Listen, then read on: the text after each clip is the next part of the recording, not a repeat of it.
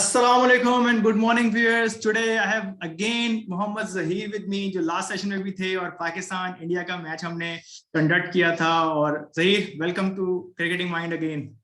Thank you so much.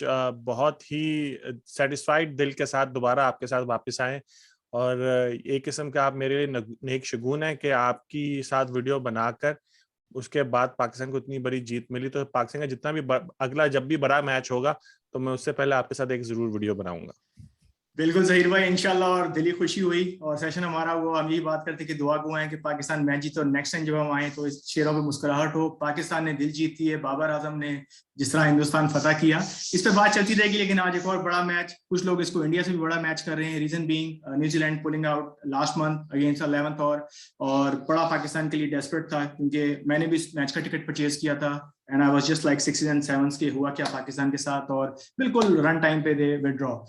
तो जहीर भाई, बात को कंटिन्यू करते हैं। व्यूअर्स को बता चलूं, हमारा एजेंडा रहेगा प्राइमरीली पाकिस्तान वर्सेस न्यूजीलैंड। बात करेंगे प्लेयर्स पे, डिस्कशन करेंगे ज्यादा ताकि आप लोग एंजॉय कर सकें। उसके बाद थोड़ा सा लेटर ऑन जो फर्स्ट मैच है आज का, वेस्ट इंडीज और साउथ अफ्रीका, दोनों टीमें अपना पहला मैच हारी हुई हैं, उस पर कुछ बात करेंगे। Last but not the least, Pakistan versus India, कुछ सेलिब्रेशंस और जहीर बात भाई की शायराना अंदाज में कुछ व्यूज लेके उनसे पाकिस्तान और इंडिया पे। जहीर भाई, coming back to you, Pakistan versus New Zealand, second match for Pakistan, first match for New Zealand in this ongoing World Cup. Definitely both team sides are quite balanced, और अगर थोड़ा सा एक महीना पीछे चले जाएं तो थोड़ा सा एक ग्रच वाला एलिमेंट आ गया है और पाकिस्तान लग रहा है कि शेरों की तरह झपटेगा। न्यूजीलैंड के कप्तान की कल मैं सुन रहा था प्रेस कॉन्फ्रेंस के, we want think like it a revenge, it's just like a friendly game and we have a good relation with Pakistan. Cover up वो बहुत अच्छा कर रहे हैं। केन विलियमसन का खुद तो प्लेयर्स का इतना कसूर नहीं है, डेफिनेटली ऊपर से चीज होती है। क्या समझते हैं, मैच कैसा होने जा रहा है, कैसा टाकरा रहेगा? और इंडिया से बड़ा लोग कुछ कह रहे हैं इस मैच को।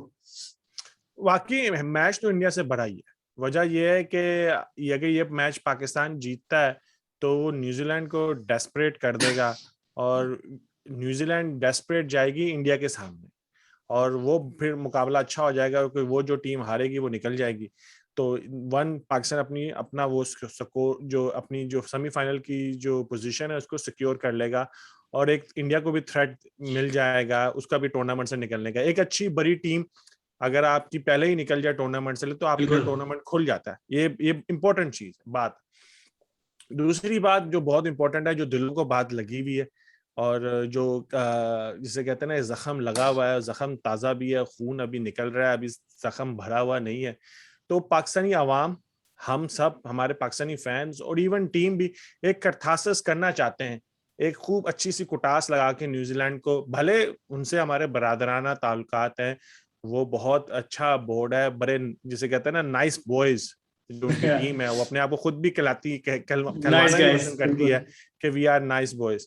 तो जो मर्जी सब कुछ, लेकिन हमें एक कैथारसिस चाहिए। जिस तरह मौका के बाद इंडिया की थ्रैश लगा के आपको देखा नहीं, सारे पाकिस्तान सुकून में आ गए जैसे सबने सरदाई पी ली हो। हमें अब हमको भी एक कैथारसिस न्यूजीलैंड के खिलाफ चाहिए और फिर जिसे कहते हैं ना सरदाई के ऊपर फिर दूध सोडा पी लिया होगा और मजा आ जाएगा और क्या ही जबरदस्त होगी। और मजे की बात है, अगले 7 दिन में से सोच रहा था कि अगले 7 दिनों के अंदर अगला मैच इंडिया का अगले संडे, बिल्कुल, और अगले 7 दिनों के अंदर पाकिस्तान का मैच है न्यूजीलैंड से और उसके बाद अफगानिस्तान से। तो हम क्या पता हम सेमीफाइनल में ऑलरेडी चले जाएं जब न्यूजीलैंड और इंडिया आपस में खेल रहे हो। और तो क्या ही जबरदस्त प्रेशर होगा, वो प्रेशर कुकर बना होगा वो वाला मैच। और वो क्रिकेट के जो फैंस और पाकिस्तानी जो है ना, वो एक तस्वीर बड़ी मशहूर जो मीम्स चलती है जिसमें एक बंदा वो दीवार पर बैठे सिगरेट पी रहा होता है और सारे लोग खेल रहे होते हैं, तमाशा कर रहे होते हैं। तो पाकिस्तान का भी वही मीम्स वाला हाल होगा। मीठे चौल बिल्कुल बिल्कुल।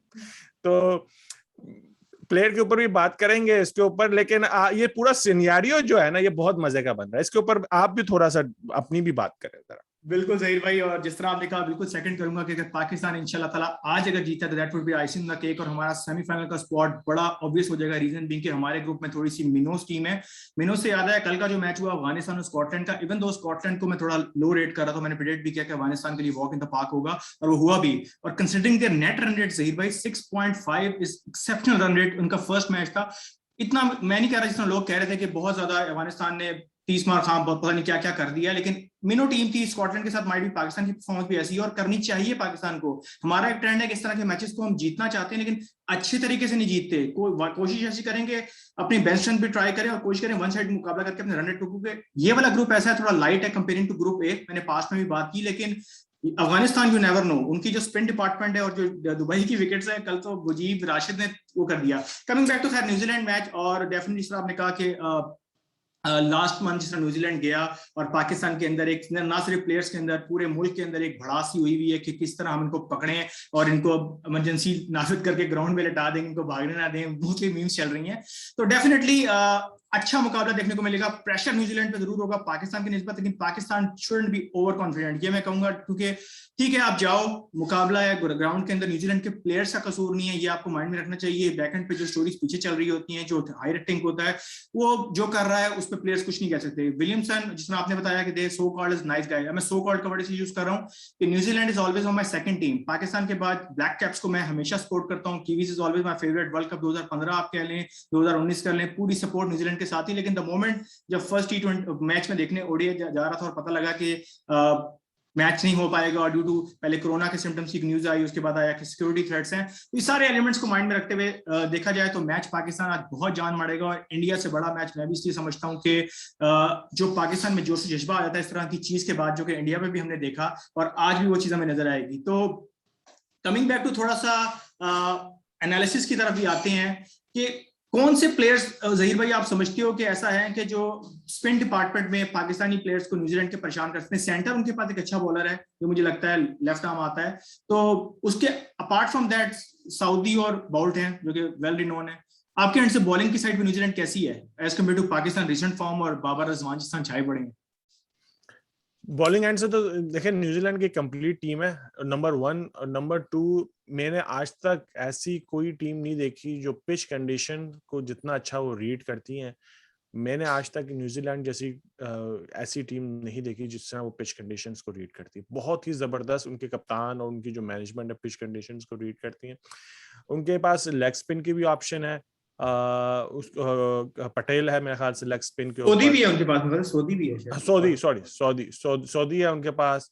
और स्टैटनर जो है ना, जब वो बहुत ज्यादा क्यूट होने की कोशिश करता है ना, तो वो विकेट नहीं ले पाता, वो खुल के नहीं खेलता, वो बस एक किस्म का ना आप ये कह सकते हैं कि इकोनॉमिकल रहेगा। लेकिन जो सऊदी जो है वो आपको अटैक करेगा और वो विकेट टेकिंग ऑप्शन है, और उनके पास फास्ट बॉलिंग के ऑप्शन भी बहुत जबरदस्त है। अब देखे ना, ये जो जेन्युइन टीम है ना, इंडिया के खिलाफ जो थे, मैं जब आईपीएल देख रहा था, मैं आईपीएल देख देख के खुश हो रहा था कि सारे 130 प्लस, बस 130 के अराउंड, केपी के अराउंड जो है वो बॉलिंग करा रहे हैं। हमारी जब बॉलिंग इनको सामने मिलेगी एकदम से, जब फर्क नजर आएगा तो उनको थोड़ा झटका लगेगा। लेकिन ये जो टीम है, ये फास्ट बॉलिंग को न्यूजीलैंड वाले खेलते हुए आ रहे हैं, तो फास्ट बॉलिंग इनको इतना तंग नहीं करेगी। एक चीज उनको जो तंग करेगी, जिनके खिलाफ न्यूजीलैंड हमेशा से फंसता है और आज भी फंसने की उम्मीद है मुझे लगता है, होपफुली, वो है लेग स्पिन। पाकिस्तान की अगर लेग स्पिन शादाब अच्छा चले, मैं तो अगर मेरे पास 2 लेग स्पिनर होते तो मैं दोनों खिलवा लेता न्यूजीलैंड के खिलाफ, क्योंकि न्यूजीलैंड ऑफ स्पिन खेल लेती है, लेग स्पिन के ऊपर फंसती है। उस्मान कादिर हमारे रिजर्व में आएंगे, उस्मान कादिर रिजर्व में है नहीं, मैं लेकिन वो खिला नहीं सकते ना अनलेस बिल्कुल। हाँ, तो अगर मेरे पास होती है ऑप्शन तो मैं खिला लेता। लेकिन आज के दिन जैसे कहते हैं ना, हॉर्सेस फॉर कोर्सेस, पिछला मैच हम फास्ट बॉलर के बलबोते के ऊपर जीते, लेकिन इस मैच के अंदर शादाब को जल्दी लेके आना है। ठीक है, जब गेंद गिली हो जाए उसके वक्त नहीं लेके आना, शादाब को जल्दी लेके आना है। जितनी कोशिश हो सके इमाद वसीम को अच्छा करना है और हफीज को गेंद देनी है, और इस मैच के अंदर स्पिन डोज लगानी है न्यूजीलैंड को। और शादाब का मेन काम शादाब का होगा कि शादाब ने विकेटें दिलवानी है पाकिस्तान को, क्योंकि न्यूजीलैंड, मैंने न्यूजीलैंड के हमारे एक एनालिस्ट है उनसे भी बात कर रहा था और उसने भी मुझे यही कहा कि न्यूजीलैंड बड़े ग्राउंड और लेग स्पिन से डरती है। आप उनको बड़ा ग्राउंड आईसीसी ऑलरेडी दे रहा है और लेग स्पिन हम दे रहे हैं, तो उनको मसला होगा। बिल्कुल ठीक है ज़हीर भाई, फर्दर कंटिन्यू करते हैं। हेड टू हेड अगर देखा जाए, दोनों को 5 दफा T20 वर्ल्ड कप में सामना हुआ। पाकिस्तान लाइक इवन स्टीवन है, लेकिन 3-2 पाकिस्तान आगे है स्टिल, और आज भी एक बड़ा मार्का तवक्को है। कंसीडरिंग शारजा विकेट, हमने देखा कि थोड़ा सा स्कोर ज्यादा होता है यहाँ पे एज कम्पेयर टू जितना हमारा दुबई में था। तो श्रीलंका बांग्लादेश का मैच भी इसी पिच पे मेरे ख्याल से खेला गया था, if I am not wrong, जो आज खेला जाएगा पाकिस्तान न्यूजीलैंड का। तो बैटिंग एस्पेक्ट से देखें तो कितना वेरिएशन होगी ग्राउंड की, और अगर पाकिस्तान आज भी टॉस जीता है तो we should go with the same Indian approach considering dew factor, या Pakistan should utilize their batting strength और स्कोर लगा के न्यूजीलैंड को दबाव में डाले? नहीं देखिए, बैटिंग स्ट्रेंथ हमारी काम आएगी T20 के अंदर, जो सेकंड टीम बैटिंग करती है उसको ज्यादा फायदा होता है। लंबी बैटिंग होने से और हमें टारगेट पता होने से हमारा ओपनर्स भी कंफर्टेबल हो जाते हैं। उनको ये पता होता है कि we have to go for it, और वी हैव टू जस्ट अपनी जो जिस तरह हमने पिछले मैच में अपनी गेम खेलनी है। तो हमेशा मेरे ख्याल से हमें अपने प्रीव्यू, टूर्नामेंट के प्रीव्यू में, पाकिस्तान के प्रीव्यू में यही कहा था कि पाकिस्तान की जो बैटिंग लाइनअप इस वक्त सेटअप हुई हुई है, वो सेटअप हुई हुई है कि हमारे बॉलर्स जाएं, अगली टीम को जितना कम से कम रिस्ट्रिक्ट कर सकें रिस्ट्रिक्ट करें, और उसके बाद हमारी लंबी बैटिंग लाइनअप है, हम आराम से क्या कहते हैं ना, चेस कर जाएंगे, चेस करने में मसला भी नहीं होगा। और पीएसएल के अंदर हमारे प्लेयर्स को इतनी ज्यादा चेस कर करके, ये किस्म की पूरी पीएसएल अगर आप देख लें तो पीएसएल एक एक्सरसाइज थी चेस करवाने की, जो टीम चेस कर रही थी वही। ज़हीर भाई, लेकिन ज़हीर भाई, toss is not in our hand. For instance हमें दोनों सिनेरियोस माइंड में रखनी चाहिए। फॉर इंस्टेंस पाकिस्तान अगर पहले बैटिंग करता है, उस केस में भी एक सेफेस्ट टोटल कंसीडरिंग न्यूजीलैंड की बैटिंग देखते हुए क्या होना चाहिए और पाकिस्तान को कितना पुट अप करना चाहिए, बिकॉज टॉस हमारे इख्तियार में नहीं होगा। एट द एंड कोशिश जरूर होगी कि बाबर की भी आज भी टॉस जीत के पहले बॉलिंग ली जाए, डेफिनेटली, जिस तरह आपने बड़ा अच्छा एनालाइज लास्ट मैच पे भी किया था। आई रिमेंबर के जो भी टीम टॉस जीती वो पहले बॉलिंग पे जाएगी, and considering we are not that much good chaser, जो हमारी हिस्ट्री बताती है, और वैसा ही हुआ कि बाबर ने विदाउट, और टॉस में जो बॉडी लैंग्वेज बाबर की नजर आ गई थी, तो उस पर खैर बाद में आऊंगा, थोड़ा जज्बाती पाकिस्तान इंडिया में दोबारा हो जाता हूँ। लेकिन आज के मैच में मैं कहूंगा अगर पाकिस्तान बैटिंग करता है तो आप क्या समझते हैं पहले कितना एक डिसेंट टोटल होगा कंसीडरिंग शारजा विकेट और कंसीडरिंग देयर बैटिंग भी? श्रीलंका वाला मैच देख के तो मुझे ये लग रहा है कि 170 से 180 तो करना ही करना है, ठीक है। हम सोच के साथ जाएं कि भाई अपना जो इनिशियल जो ब्रस्ट हम लगाएं, कि हम जो है इनिशियल प्लान बनाएं वो 170 के करीब जाने की कोशिश करें, आखिरी के 5 ओवरों के अंदर फुल ब्रस्ट मारें और देखें कि हम कितना स्कोर आगे निकाल सकते हैं। लेकिन मसला ये है कि पाकिस्तान का इस वक्त जो ओपनिंग स्पॉट है ना, वो ही जितना रन्स बना सके बनाए। मुझे हफीज, क्योंकि हफीज का टूर्नामेंट के अंदर इतना अच्छा मुझे उस पर बिल्कुल ट्रस्ट नहीं, क्योंकि टूर्नामेंट्स के अंदर उसका ट्रैक रिकॉर्ड बिल्कुल अच्छा नहीं है, किसी भी टूर्नामेंट्स के अंदर उसका ट्रैक रिकॉर्ड बिल्कुल अच्छा नहीं है। मुझे उस पर ट्रस्ट नहीं है, मुझे आसिफ अली पे ट्रस्ट नहीं है, क्योंकि आसिफ अली ने अभी कभी भी डिलीवर करके नहीं दिया। तो नीचे से मैं थोड़ा सा शेकी हूँ इस लिहाज से, तो इस लिहाज से मैं चाहता हूँ कि ओपन जो है हमें एक स्ट्रॉन्ग स्टैंड दे दे, 170 एटलीस्ट हम 170 तक ले जाएं, मतलब कि ओपन नहीं ले जाएं लेकिन हमारी पूरी टीम 170 तक ले जाए। उसके बाद हम अपनी बॉलिंग को दें कि भाई बॉलिंग हमने आपको 170 कर दी है, ये हमारा बेस्ट है, आप हमें आप जिता के दें। ठीक है ज़हीर भाई, बिल्कुल आपकी बात से 110% एग्री करूंगा और सेकंड करूंगा, लेकिन कब तक पाकिस्तान इस डुओ पे बाबर और रिजवान का जो हमारा ओपनिंग पेयर है इस पे उस तरह रिलाई करेगा? ठीक है, डिसेंट फॉर्म चल रही है माशाल्लाह, अल्लाह करे इस तरह खेलते रहे लड़के, लेकिन मिडिल ऑर्डर हमारा भी बिल्कुल हमें इंडिया के मैच में नजर नहीं आया। उनके लिए रेस्ट डे था, सिर्फ फील्डिंग पे आए, और उसके बाद माशाल्लाह आउटस्टैंडिंग परफॉर्मस बाबर में माशाल्लाह के नजर न लगे, बहुत एक्सेप्शनल परफॉर्मेंस थी। लेकिन आपकी वाली बात बिल्कुल बजाय है कि हफीज की इस टूर्नामेंट्स में इतनी ज्यादा कोई खातिर परफॉर्मेंस नहीं है। सेम विद मलिक, वो भी कोई इतने एक्सेप्शनल T20 में, मतलब वर्ल्ड कप में नहीं हमें नजर आया, apart from the first T20 जिसमें वो कैप्टन थे, उसमें थोड़ा सा उनका बल्ला चला था, 250s भी हमें नजर आए थे इनिशियल स्टेजेस पे। तो मिडिल ऑर्डर खुदा ना खास्ता एक्सपोज होता है अगर अर्ली विकेट गिर जाते हैं पाकिस्तान के, खुदा ना खास्ता अगर होता है, क्योंकि रिजवान और बाबर से उम्मीद तो काफी है, लेकिन हर दफा आप 2 पे रिलाई नहीं करोगे। वहां से एक आपका शाहीन चल रहा है, यहाँ से आपकी 2 है, 3 की टीम है। हसन अली लास्ट टाइम हमने बात किया था कि वो ड्यू जब ज्यादा होती है तो उसको मतलब यूटिलाइज वो नहीं कर पा रहे और मार खा रहे हैं। तो खुदा न खास्ता मिडिल ऑर्डर एक्सपोज होता है। आपने नाम लिया हफीज नहीं चल पाएगा, आपको लाइक लग रहा है कि थ्रेट है और थोड़ा रिस्की है। उसके बाद आसिफ अली आपने कहा कि अनसर्टन है उनकी क्या परफॉर्मेंस होती है। इसी चीज को लेकर चलूंगा। Are we going with the same like playing 11 जो देखा गया है पाकिस्तान का कि आप विनिंग ट्रैक से जाते हो, या हैदर अली को आज हम देख रहे हैं अंदर?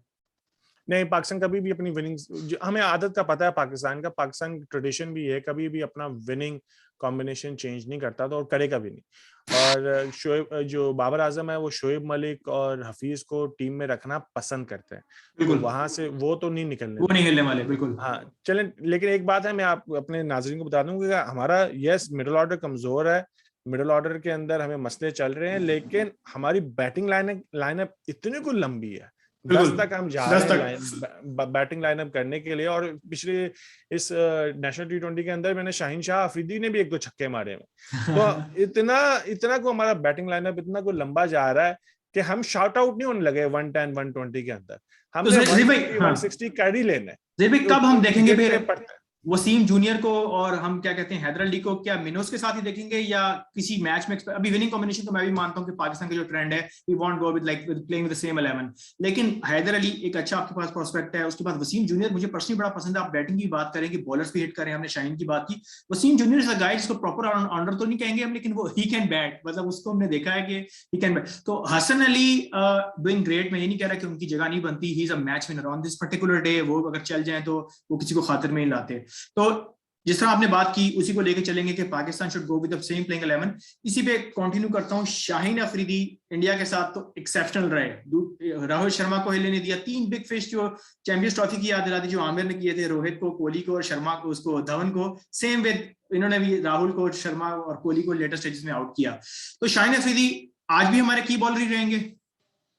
जिसमें पहले कहा कि इंडिया 130 प्लस खेलती हुई आ रही थी, शाहीन अफरीदी का 140 प्लस उनके लिए भारी पड़ गया एकदम से। वो उनको समझ नहीं आया कि उनके लिए वक्री टाइप का बॉलर आ गया, और आईपीएल के अंदर इतने ज्यादा लेफ्ट हैंड बॉलर भी नहीं है, जो फास्ट बॉलर्स भी नहीं है, तो वहां भी उनको एंगल समझने में भी उनको टाइम लग गया। उनका सर जो है वो थोड़ा उस तरफ ज्यादा उनके इंडियन बैट्समैन का जो है वो झुक जाता है, इस लिहाज से देखा जाए।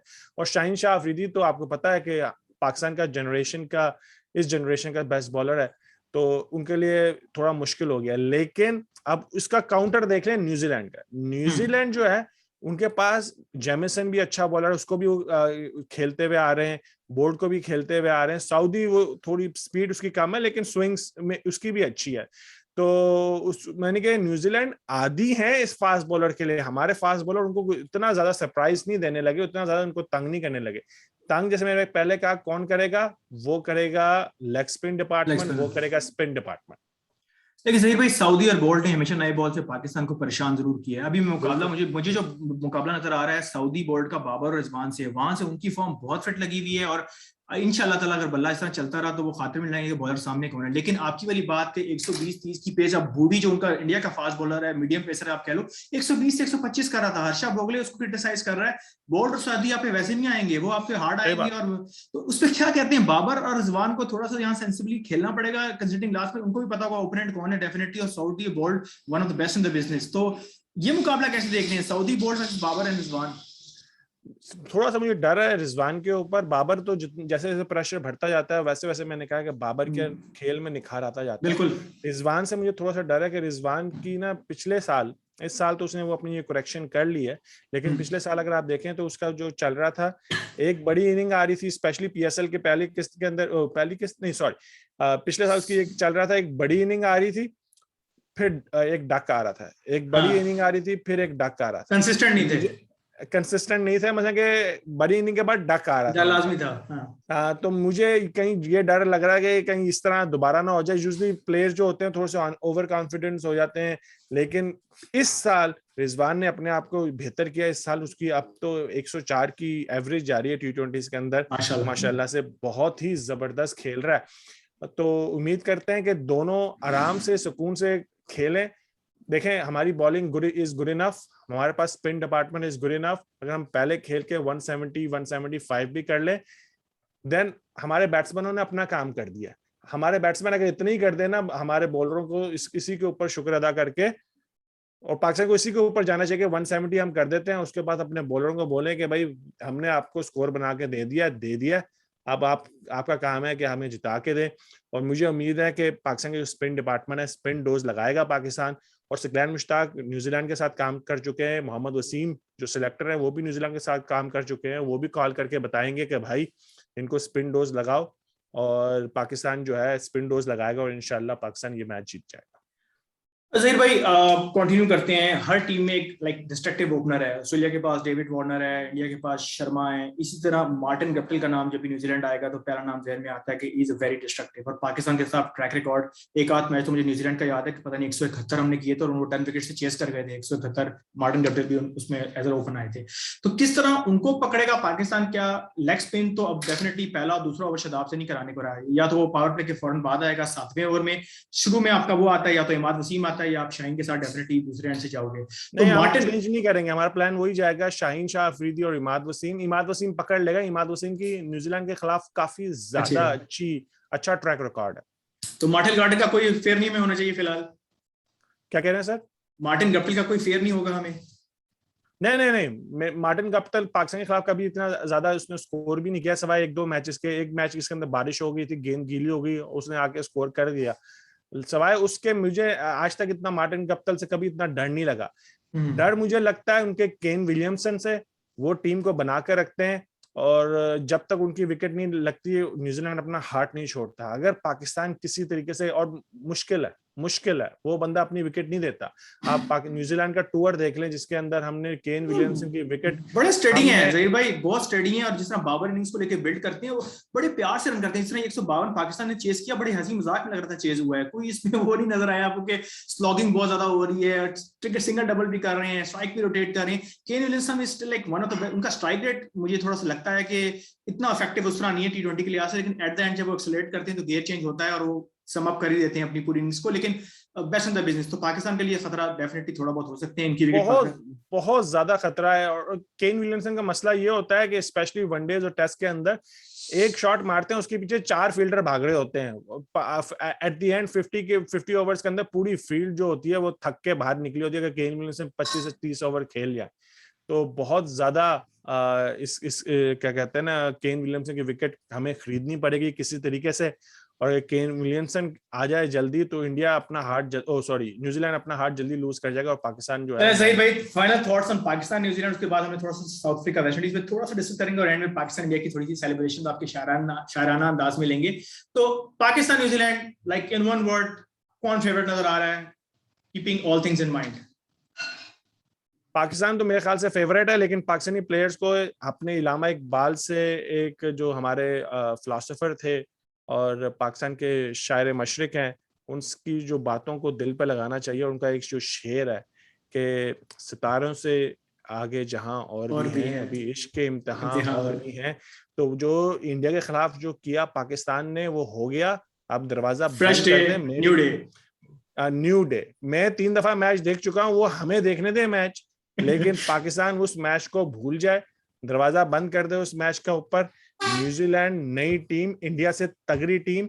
न्यूजीलैंड के पास सारे आंसर हैं आपके लिए, आपने उनको ऊपर डिफरेंट अटैक के साथ जाना है और पाकिस्तान जीतेगा। और व्हाइट बॉल फॉर्मेट पे जहीर भाई इसी बात पे कंक्लूड करूंगा। 2015 में फाइनल खेला, बेशक 50 ओवर्स की बात कर रहा हूं, 2019 में फाइनल खेला, T20 भी बड़े एक्सेप्शनल है, टेस्ट मैच में अभी नंबर 1 है। तो मतलब न्यूजीलैंड तो ऑलवेज छाई पड़ी। अगर हम क्रॉस बोर्ड देखेंगे, अगर आप रेड बॉल क्रिकेट हो, व्हाइट बॉल क्रिकेट हो, they are like professionals, apart from जो लास्ट मंथ हुआ उसको छोड़ के। खैर, इस पे डिबेट जीतेगी। जहीर भाई ने फेवरेट करा देती है पाकिस्तान को, लेकिन साथ ये भी कहा है कि अभी इसके इम्तिहान और भी हैं, थोड़ा सा डे बाय डे लेके चलना है। Every day is a fresh start, don't be over confident, play बड़ा अच्छा। बाबर ने भी पोस्ट मैच पे कहा था कि हमें मैच बाय मैच चलना पड़ेगा, और उसकी इस तरह हम इंशाल्लाह आगे चलेंगे और इंशाल्लाह पाकिस्तान वर्ल्ड कप में अच्छा रहेगा।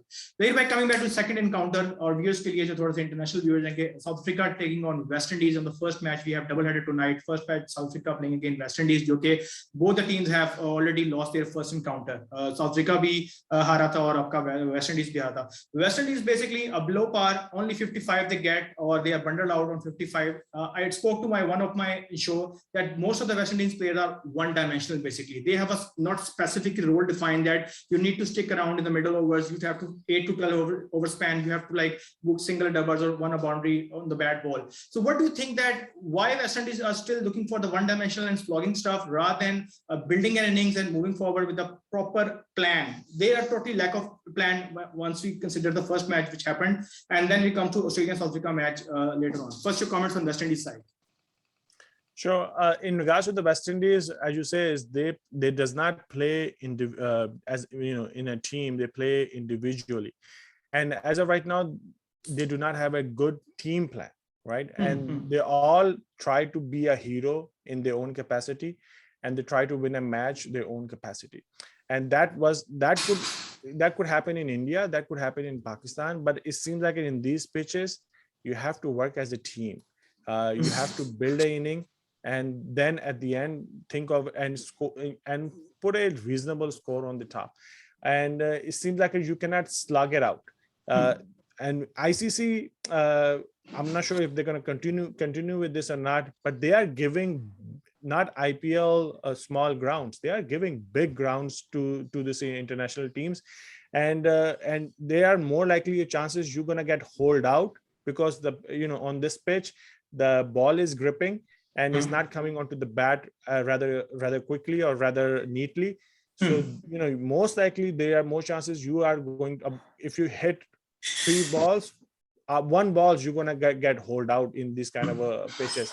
So West Indies needs to think back again, try to put teams like who can build, who try to tell their openers build the inning, and we will try last 5 over we will try to hit out and see what we can do with it. Okay, so Zahir bhai, batting seems to be a bit problem for both the sides, like both West Indies and South Africa. We have seen South Africa counterpart quite well against Australia, that they have bundled out on 118 and they not defended actually, but they like bowled from their heart out. Australia was in trouble. They are like 5 out in like 90 odd runs and later on weighed and finished the match. So basically, considering the pitches, batting first or bowling first does matter in that particular encounter between West Indies and South Africa, keeping in mind both have entertainers in their team. Always these both teams have played. They have like played exceptional cricket. West Indies and South Africa have track record. They're so-called dark horses. Like once they played, they like out from the other team in like a very like in a few moments of a game. Like one player that like T20 is all about a 6 to 8 overs game. One player stick in and he can like change the scenario of the match. So keeping that thing in mind, Chris Gayle, and then South African side we have a good some bowling attack like Rabada. Then when we have Pedersen in batting, we have Shamsi in the bowling. So who will be the trump card from both the sides, and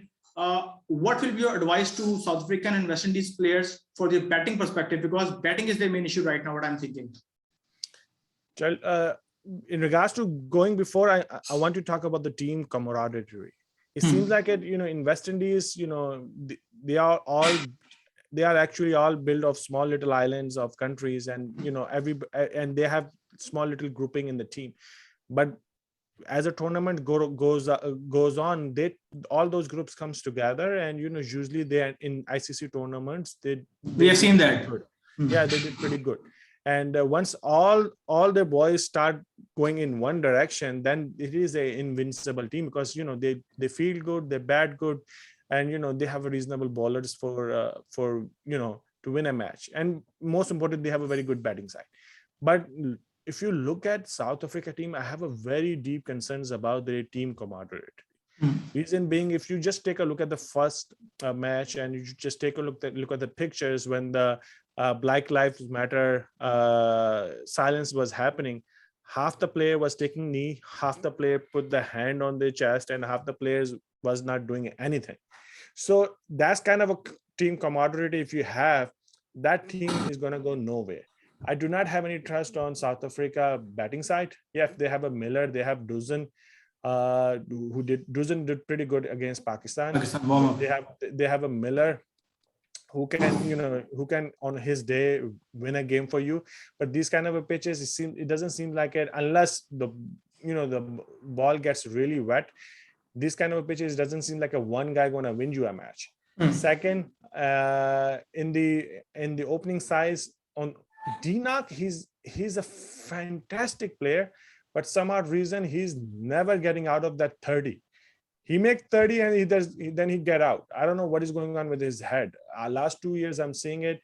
He made just 30 runs and then get out, and there's something going on in his head that needs to get fixed. And South Africa does have a very, very good bowling side, but it seems like once the team is not all gelled together, once the team is not thinking one thing, no matter how great the team is, it's not going to go nowhere. I have no trust on South Africa. I don't think they are going anywhere. Okay, so indirectly you're saying that West Indies have a bit upper edge, considering that South African team is not synced, and once that bunch is not synced, then they can utilize their proper strengths, and there's like some wear and tear. So West Indies are favorites. I am reading between the lines, and I'm seeing it. This team is going nowhere, and for me today, West Indies is going to come back, because one thing is, not those players, their West Indies board does not pay them well. So their lively butter is go on the ICC tournaments and put up a show, so all different leagues can buy them and pay them. So their livelihood is on the depend. And last match they got embarrassed. So really embarrassed. Yeah, this match they want to make a comeback. Zahir bhai, head-to-head, West Indies still like down to South Africa 2-1. South Africa is basically ahead 2-1. Three times basically they have like faced each other, and 2 times South Africa won. The last time West Indies won. So then West Indies are defending champion as well, as you mentioned that last time they have like completely bamboozled in 55 all out. So considering the factor of Tarbesh Shamsi, I'm not going to much on that match debate, but considering the world number 1 T20 bowler right now, Tarbesh Shamsi, how effective he can be for the West Indies players, and what utility can South Africa can get it apart from that sinking point you highlighted. The team is not sinking, and there's some you may say the politics or the racism factor, but considering that it's a tournament, you have representing your nation, you are playing for the heart, but unfortunately I have not idea about that. You have mentioned that a few of the people have the back of knees, and sometimes it's just hard on the chest. I'll send you the picture. I shared it on. I will definitely. I haven't seen that.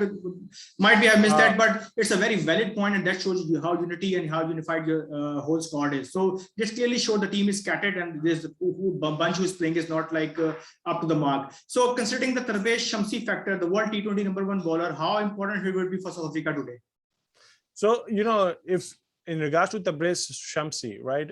If he's a left-hander, West Indies does have some left-handers in there. Then his bowling can get he can get hit. We saw that Fakhar Zaman hit him in the South Africa tour. Yes, so he's not as useful against left-hander. But one thing that West Indies should watch Pakistan, how Pakistan played against Chakravarti. In first three overs, they gave him respect. Right, and they wait for the ball to get wet, and later on when the ball get wet, fourth over, I think we made a couple of sixes. We hit double sixes against him, and both of them when the two fielder was placed there, and our batsman thought, no matter what, if the fielder are placed there, we are good enough. We're gonna hit him outside the ground. On the big side of the ground, they still hit him out, and because they know the ball is wet. The ball is not going to do much, and we're going to trust the bounce, and we're going to hit it out.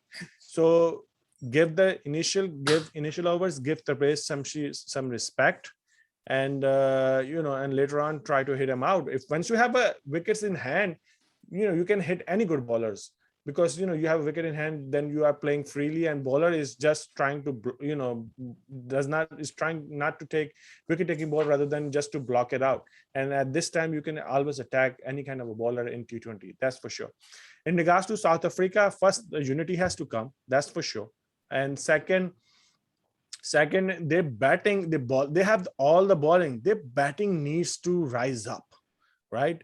The battings, and it seems like it in the batting side, De Kock wants to be a captain again. He do not want to contribute to the new captains that he's playing under, that's for sure. Because De Kock is not kind of a player who behave and act like the way he's doing, he seems like he's not even interested in playing cricket, that's for sure. True. And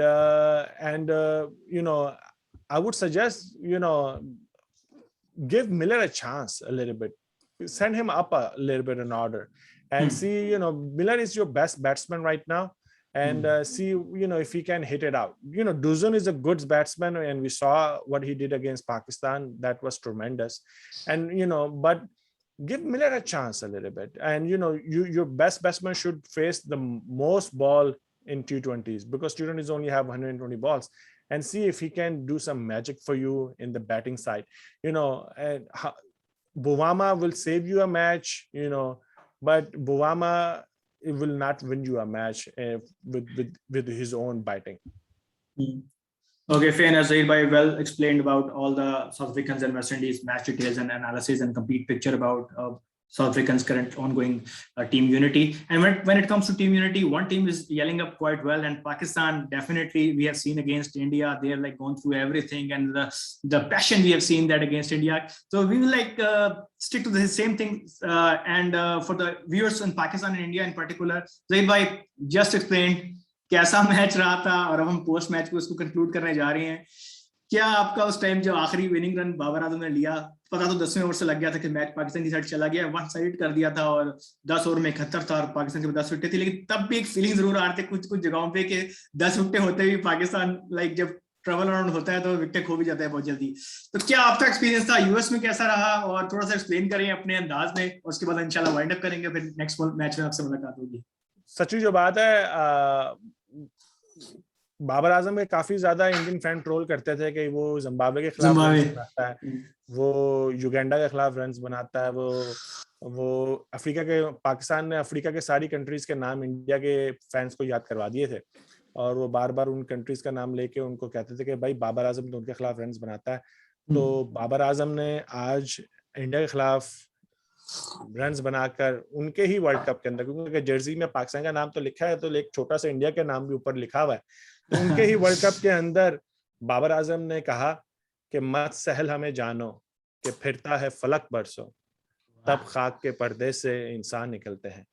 और generation bat है पाकिस्तान का मेरे ख्याल से ऐसा bat कभी नहीं आया जनरेशन वाइज, और जो जितना कंसिस्टेंट ये बैट बंदा कर रहा है, जो सीरियसली बात है कि उसके आंसू निकल रहे थे, उसके वालिद साहब के आंसू जब वो मैदान में थे, और इधर टीवी के ऊपर हमारे आंसू निकल रहे थे उसको बैटिंग करते हुए देखते हुए, और दिल हमारा खुश हो रहा था। इधर हम यूएसए में बैठते हैं, हमारे साथ ये है कि हम दूसरे अपने इंडियन भाइयों से भी मिलते हैं, और उनका ट्रोल आप तो सिर्फ इंटरनेट पे सहते हैं, हम तो पर्सनली जाकर देखते हैं, और काफी ज्यादा ट्रोल लगती है हमें, और हमारे दोस्त भी हैं, तो हमें भी इस दफा चांस मिला कि कुछ थोड़ा सा हम क्या कहते हैं ना, उनको भी वापस दें। हमने इतनी ज्यादा कुछ सख्त बात नहीं की, लेकिन हमें भी थोड़ा सा चांस मिला कि हुन सुकून है। उन आराम है, बिल्कुल ठीक हो गया जहीर भाई। तो इसी दुआ के साथ कि आज भी पाकिस्तान बड़ा अच्छा मैच करे, और जहीर भाई जब से आए हैं, जिस तरह उन्होंने बोला अभी कि पाकिस्तान इंडिया से अभी तक वर्ल्ड कप नहीं जीता था, हमारे सेशन के बाद माशाल्लाह it's a lucky charm, you can say that. तो जहीर भाई again very thankful to you कि आपने आज भी ज्वाइन किया इतने लेट आवर्स में। मैं कोशिश करूंगा इंशाल्लाह जब भी आपसे सेशन किया या आपको आपके शो में आया कभी, तो उसमें ऐसा टाइम एडजस्ट हो जो आपके लिए फ्लेक्सिबल हो। और पाकिस्तान के मैच में डेफिनेटली चाहूंगा कि व्यूअर्स भी काफी मुझे कमेंट्स में मिला कि it was a good analysis. हमारा एक व्हाट्सएप ग्रुप है, होपफुली इंशाल्लाह कल आपको भी मैं उस पर जल्द ऐड करूंगा, जिसमें कुछ पाकिस्तान के लोग हैं, कुछ इंडिया के हैं, कुछ तो सेशंस में जब भी हम इनवाइट भेजते हैं तो हम चाहते हैं कि जो भी अवेलेबल हो आए। तो Faris Kazmi one of the my like close buddy, जो कि एक और क्रिकेट चैनल रन करें गेमिंग लाउंज के नाम से, he is really impressed with your analysis, the way you talk. He asked him to please come into my show as well and collective session with you. This guy knows a lot about cricket, the deep analysis. So the things going good, the cricketing fraternity, it's a very good thing that we come up with around the globe. You're sitting USM and Pakistan from India, and Indian buddy will also join in a couple of days. Right now he's a bit disappointed and bit in depression mode like for the next 5 to 6 days, but he will rejoin us in the few session. I will try to take you on call as well when he joins to answer about Mauka. I think we don't have too much answer about Mauka. Babar and Rizwan justified that with their bats as well. So we being a मुहज़्ज़िब nation, हमें ये चीज suit भी नहीं करती, to be honest बताऊं कि हम जवाब दें। इसराब भी बात करते हैं, इंडिया ट्रोल करता है, तो हमने जवाब अपने बल्ले से दिया है और चारों खाने चित किया है। तो इसी दुआ के साथ इंशाल्लाह कि पाकिस्तान आज मैच तो न्यूजीलैंड वाला बड़ा मैच है, इसको कम से कम जरूर जीते और सेमीफाइनल पे पाकिस्तान के स्पॉट पे बहुत ज्यादा रोशन हो जाए, क्योंकि नामीबिया और स्कॉटलैंड को तो इंशाल्लाह हम पकड़ लेंगे। अफगानिस्तान से मुकाबला तगड़ा होगा, इस पे जहीर भाई को दोबारा इनवाइट करेंगे 29 या 28 तारीख को। टिल देन टेक केयर, अपना बहुत ख्याल रखिएगा। और जहीर भाई का channel cricket analysis with Zaheer like करना, सब्सक्राइब करना ना भूलें। बड़ी इंफॉर्मेशन वीडियोज है क्रिकेट के, जो लवर्स है, जो कीन ऑब्जर्वर है, जो बॉल बाय बॉल वॉच करते हैं मेरी तरह, चाहे वो टेस्ट मैच हो, लाजमी चैनल पे जाएं और वॉच करें। The way he is like telling the things, आप डेफिनेटली एंजॉय करेंगे। Thank you, Zahir bhai. Take care. Allah Hafiz. Thank you. Appreciate it. Bye.